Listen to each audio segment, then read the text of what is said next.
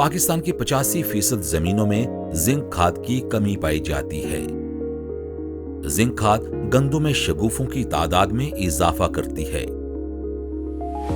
और पत्तों में सब्ज रंग के मादे क्लोरोफिल को बेहतर करके खुराक बनाने के अमल को बाकायदा करती है।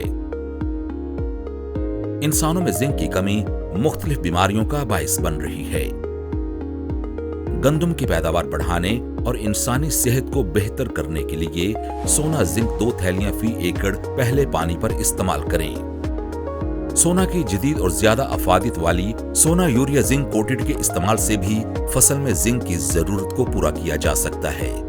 गंदों में जिंक की अहमियत के मुतालिक मजीद मालूमात और रहनुमाई के लिए मुफ्त हेल्पलाइन 0800-00332 पर राब्ता करें या FFC की वेबसाइट पर काश्तकार डेस्क मुलाहिजा करें।